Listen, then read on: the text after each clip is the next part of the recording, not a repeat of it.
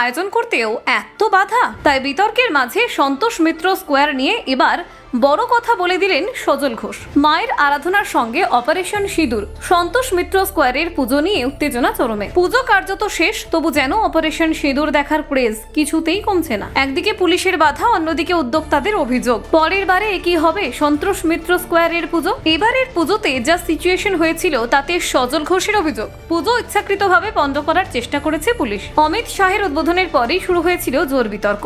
তারপরেই সন্তোষ মিত্র স্কোয়ারে উত্তাপ চরমে। লাইট অ্যান্ড সাউন্ড সংস্থাকেও পাঠানো হয়েছিল নোটিশ। এখন প্রশ্ন হলো, পুজোর আনন্দে এত বাধা কেন? সিভিক ভলেন্টিয়ারদের নিয়োগেও রয়েছে সমালোচনা। পুজোকে কেন্দ্র করে রাজনৈতিক জটিলতা এখনো কাটেনি। পুজোর স্বাভাবিক আনন্দের উপর উঠেছে প্রশ্ন চিহ্ন।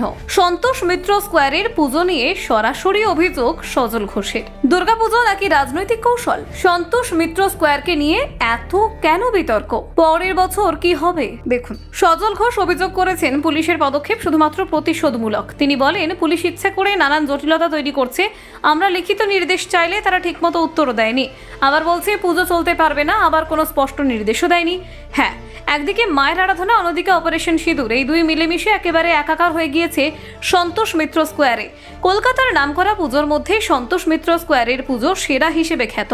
প্রতি বছর দর্শনার্থীদের ভিড় টানে এই পুজো, আর এবারও তার ব্যতিক্রম হয়নি। প্রতি বছরের মতো এবারও উদ্যোক্তারা অভিনব আঙ্গিকে পুজোর আয়োজন করেছেন। তবে গত বছরে পুলিশ সংক্রান্ত সংঘাতের ঘটনা এবং বিতর্কের পর এবারও সমস্যা দেখা দিয়েছে লেবুতলা পার্কের পুজোকে ঘিরে। পুজো শুরু থেকেই নানান বিতর্ক এবং অভিযোগ চরমে পৌঁছেছে। সন্তোষ মিত্র স্কোয়ারের পুজো সাধারণত গেরুয়া শিবিরের নেতা সজল ঘোষের নেতৃত্বে অনুষ্ঠিত হয়। এবারের আয়োজনেও তিনি সরাসরি অভিযোগ তুলেছেন কলকাতা পুলিশের দিকে। তার দাবি, পুলিশ ইচ্ছাকৃতভাবে পুজোকে পণ্ড করার চেষ্টা করেছে। এবারে স্বরাষ্ট্রমন্ত্রী অমিত শাহ সন্তোষ মিত্র স্কোয়ারে পুজো উদ্বোধন করেছিলেন। সজল ঘোষের বক্তব্য অনুযায়ী উদ্বোধনের পর থেকে সমস্যার সূত্রপাত হয়েছে। পুলিশ পুজো পরিচালনার ক্ষেত্রে নানান বাধা সৃষ্টি করেছে বলে অভিযোগ তার। পুজোর লাইট অ্যান্ড সাউন্ডের দায়িত্বে থাকা সংস্থাকে মুচিপাড়া থানার নোটিশ জারি করা হয়েছে। নোটিশে লাইসেন্স, উদ্যোক্তাদের সঙ্গে চুক্তিপত্র, জিএসটি সংক্রান্ত নথি এবং সাউন্ড লিমিট সংক্রান্ত কাগজপত্র জমা দেওয়ার নির্দেশ দেওয়া হয়েছে।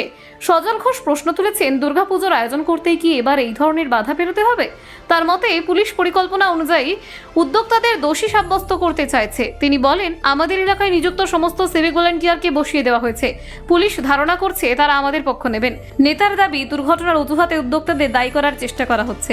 তার মতে, সরকার বিরোধী আন্দোলনের সময় যেমন বিশাল ব্যারিকেড বসানো হয়, পুজোর ক্ষেত্রেও একই রকম ব্যবস্থা করা হয়েছে।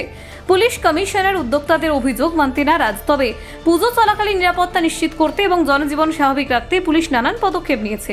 এই পদক্ষেপকে উদ্যোক্তারা বাধা হিসেবে দেখছেন। প্রতি বছরের মতো এবারের পুজোতেও লাইটিং, সাউন্ড এবং নিরাপত্তার জন্য বহু সংস্থা যুক্ত হয়েছে। তবে পুলিশি তদারকি এবং বাধার কারণে পুজোর পরিচালনা কিছুটা জটিল হয়ে উঠেছে।